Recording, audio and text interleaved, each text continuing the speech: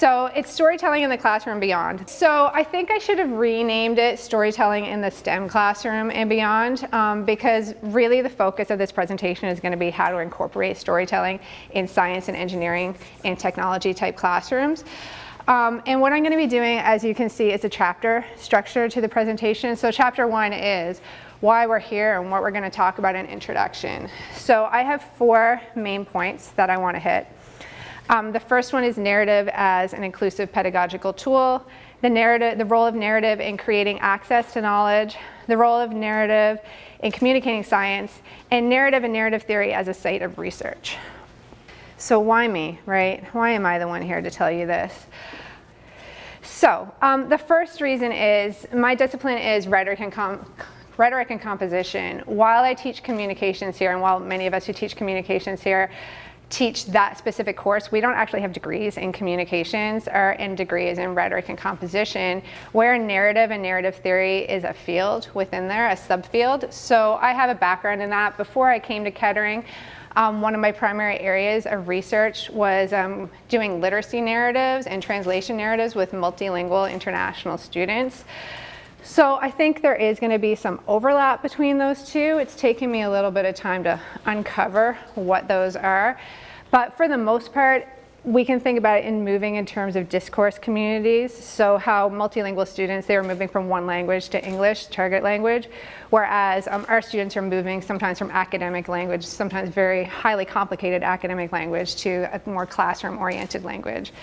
So that's the narrative part. The second part of this is last November, I went to the Science of Science Communication 3 colloquium that was put off by the National Academy of Sciences. Dean Vazeska suggested that I go, and I hopped on board that train. And I went, and I sat, and I thought, this isn't for me. I looked around me, and the audience was scientists, it was journalists, it was nonprofits and think tanks. And while the message was very familiar to me, and that's why I thought it wasn't for me, everybody else was going, oh, really? And the message was that scientists are failing in their ability to communicate with audiences outside the academy. There was a huge problem there. They were talking about genre, they were talking about audience, they were talking about storytelling. And to me, I was sitting there going, yeah, I know this.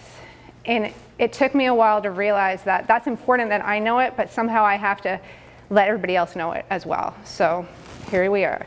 So the other reason that I'm here is pedagogy. Anybody that knows me knows. I couldn't do a cartwheel, so I thought my pedagogy would do a cartwheel for you just then.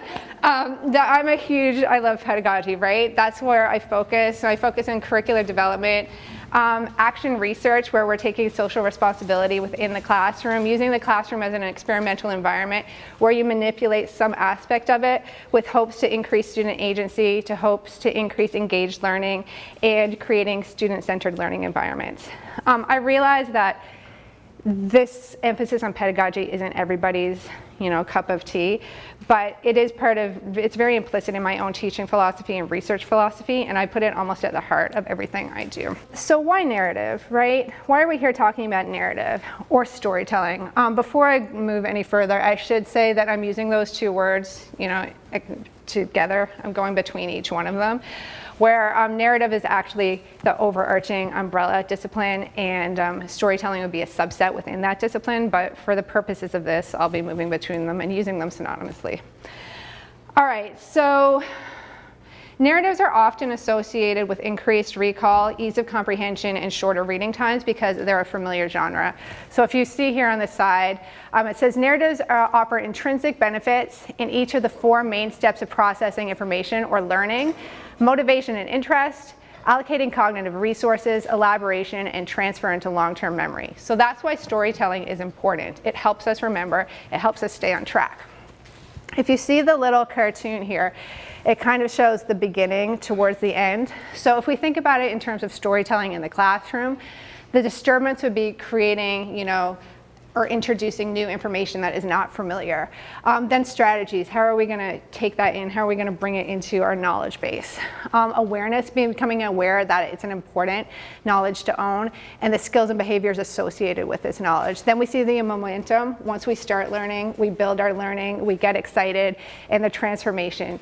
So after we learn something, we become somewhat of a different person, right?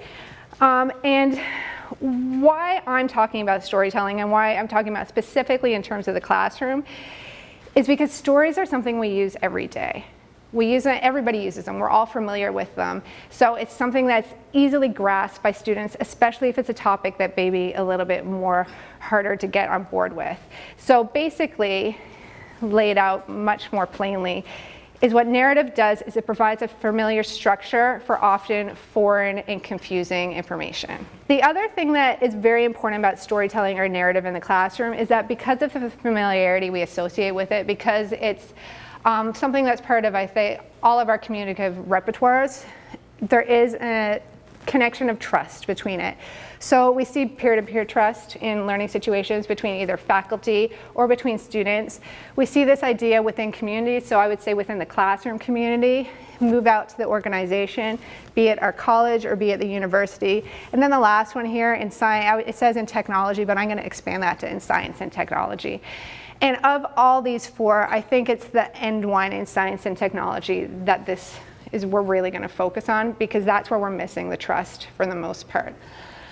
And as I learned at this conference, is trust is one of the growing issues, or lack of trust in science communication with the public. And the way I think about this in terms of the classroom is that we have students coming in, right? Students are coming in with one set of worldviews, the ones that they've grown up with, their lived experiences at home, amongst their friends, in their sports teams and extracurricular activities. And then we bring them into the university classroom and we kind of say, all right, everything you brought with you was good, but we're going to push that aside because we want you to take on our worldview now. And that's actually a really conflicting moment in our students' lives, and we don't often think about that. So I often ask students, say after they go home for Thanksgiving, their first term, how was that? What was that like? And usually answers are, it was weird, right? Because suddenly they're put back in an environment that they used to be very familiar with to them, but they're thinking about it in a much different way. So people say, oh, what did you do? What did you learn at school?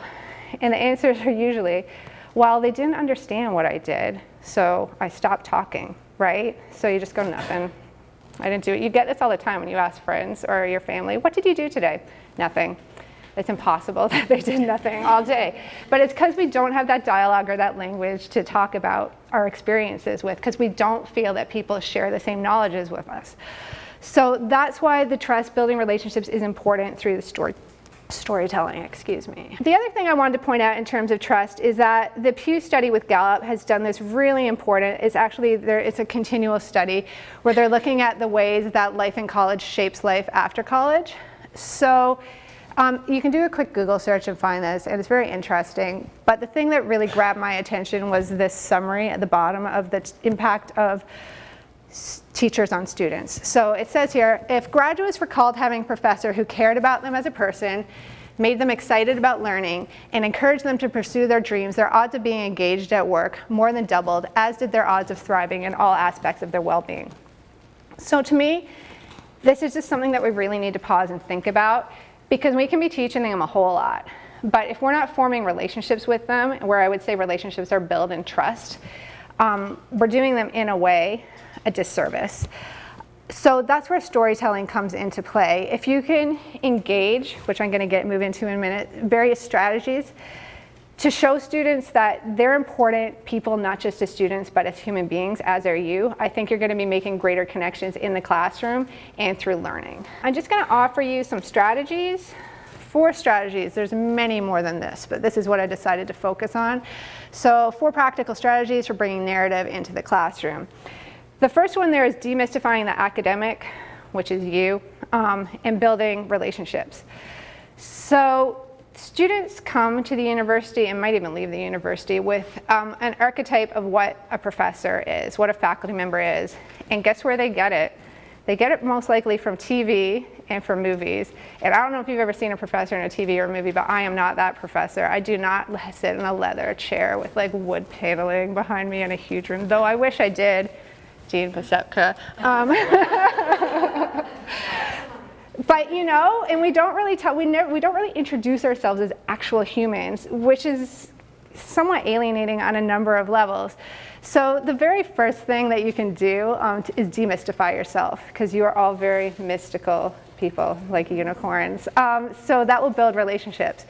So that can be something on the first day of class where you introduce not only what you're teaching and what your name is, but something about yourself, and then take some time and go around the room and get everybody else to do it too.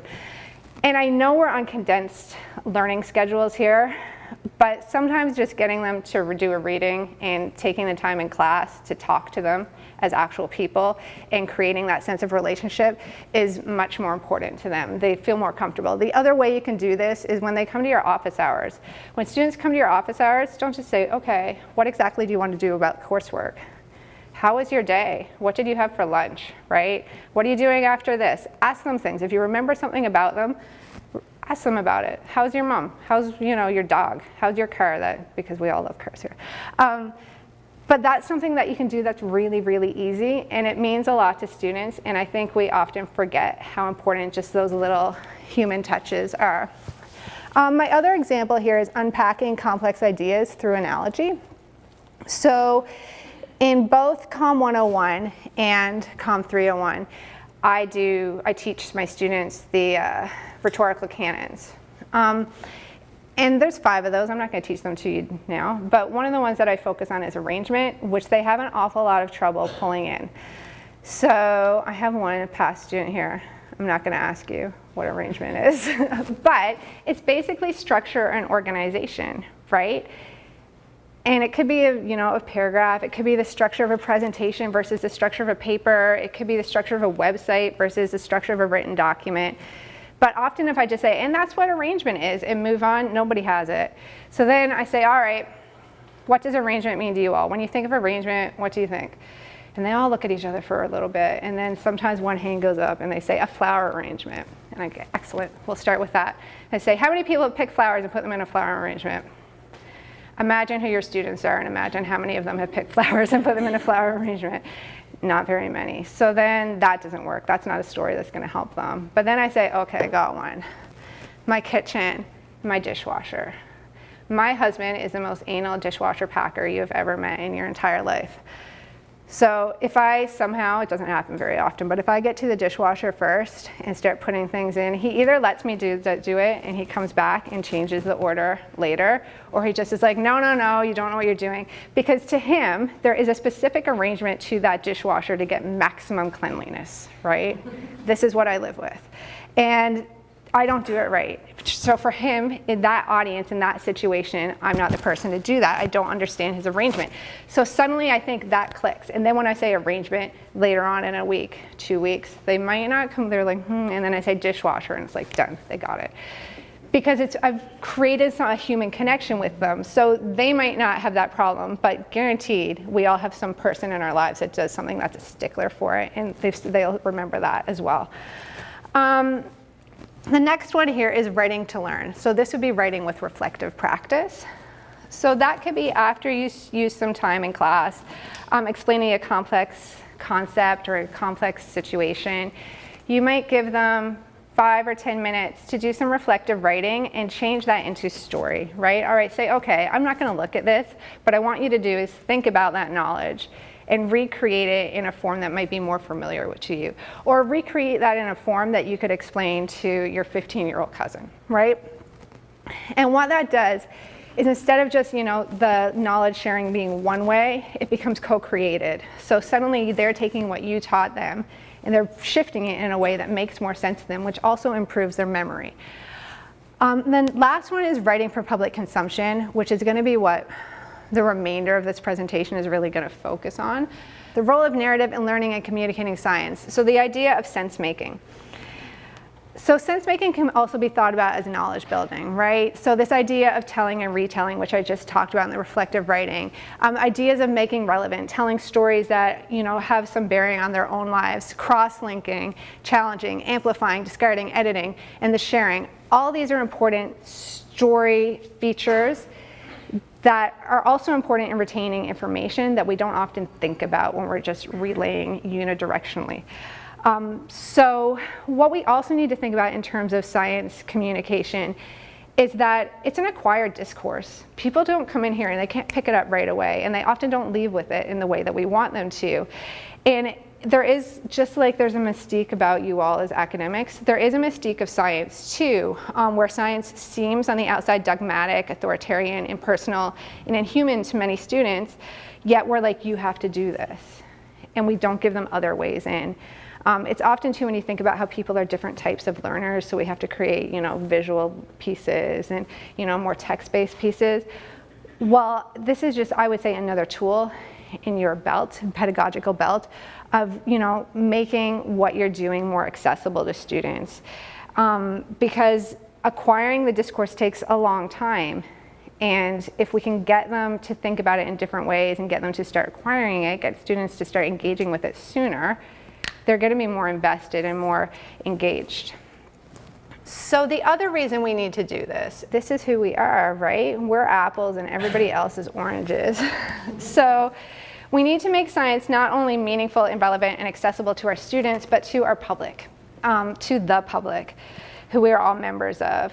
So audiences are more willing to accept normative evaluations from narratives than from logical scientific data or information. That's just the way it is.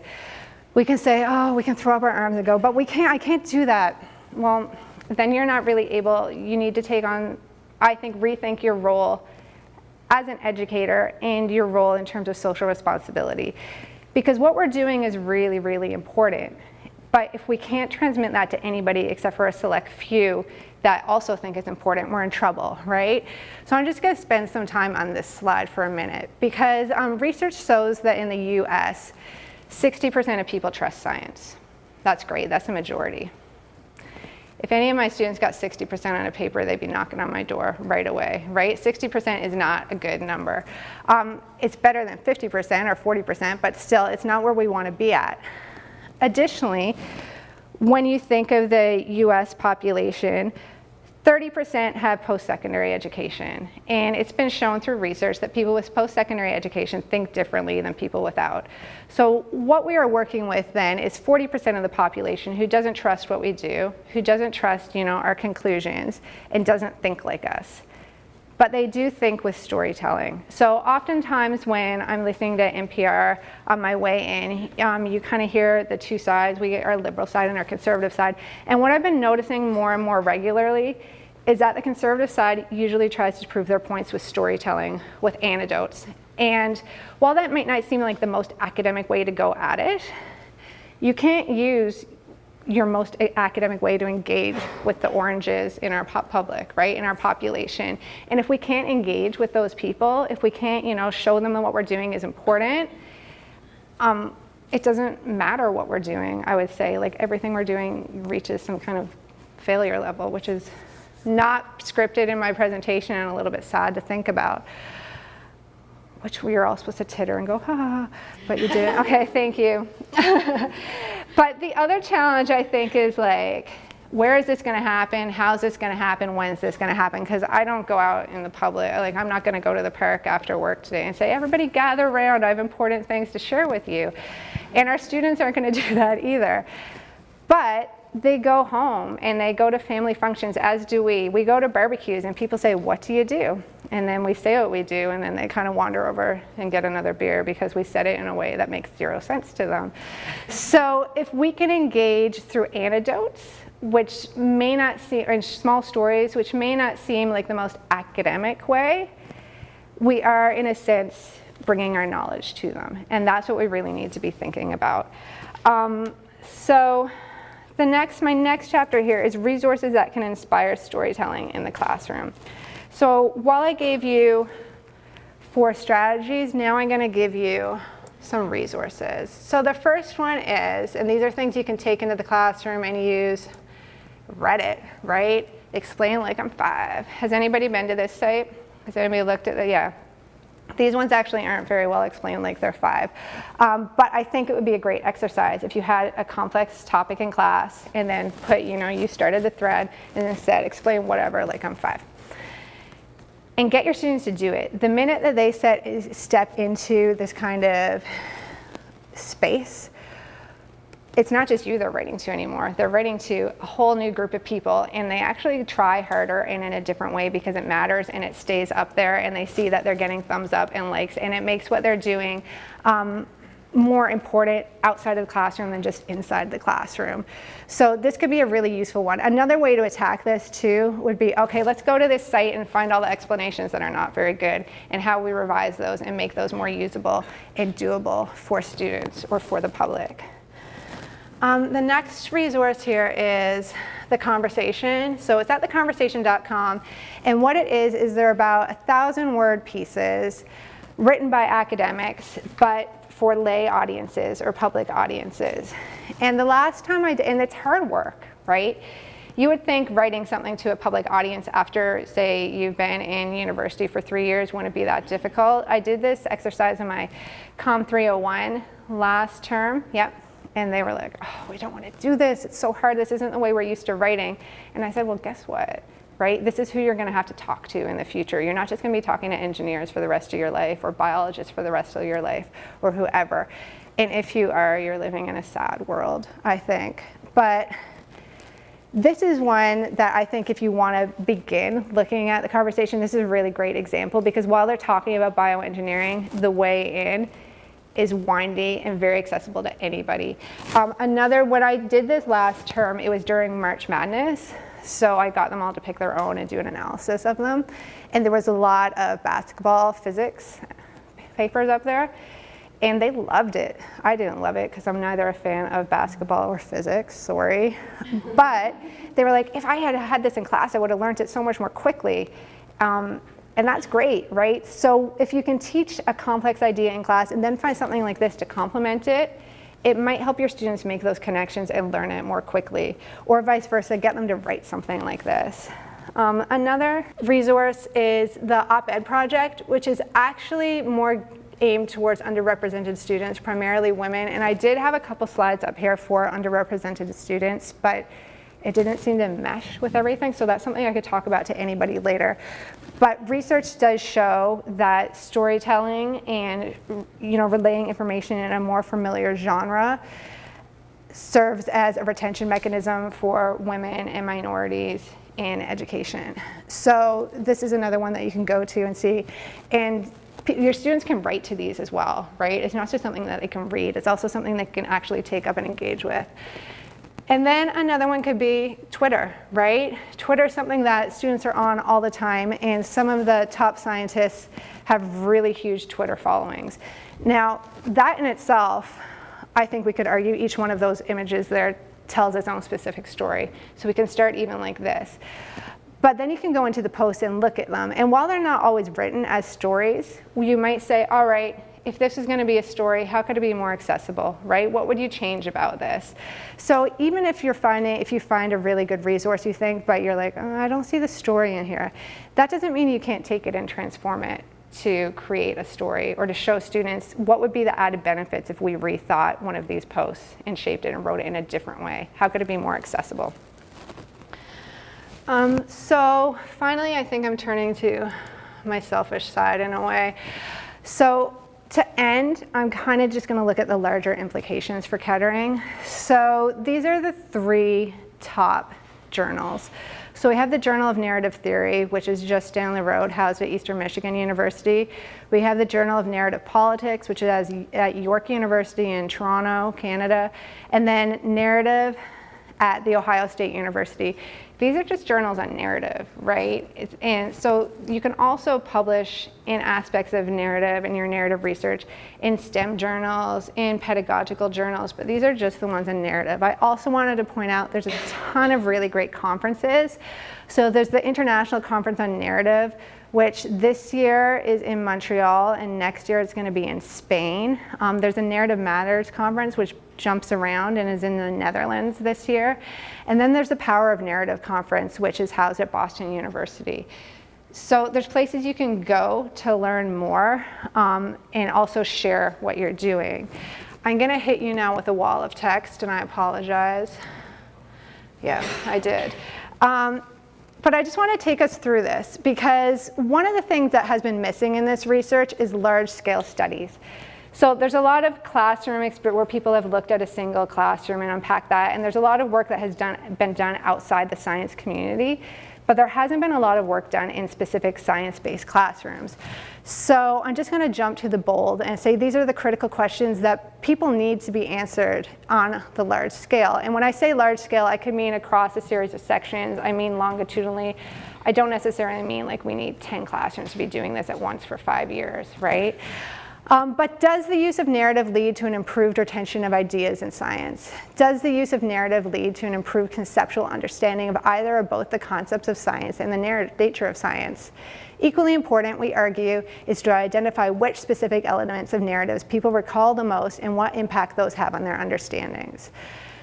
So there's a lot to be done here, and there's a lot to be done both interdisciplinarily and collaboratively, and I think those are next steps, because if we're trying to move forward, as you know, a STEAM institution, this is definitely one way to do it, because we're bringing two things that, you know, one side knows really well and one side knows the other, the science really well. Somebody knows the communication and the literacy and the narrative very well. So we can bring those together, right? And these would be important, I think, IRB-based longitudinal studies. So if this is where the selfishness comes in. If this is something that you're interested in, please send me an email. I need you to move forward, and the world needs you to make it a better place. So my last slides are just my references. So these will be available. And then my image references, because Cindy told me that I wasn't allowed to copyright anything, and I didn't, because ta-da! So thank you so much.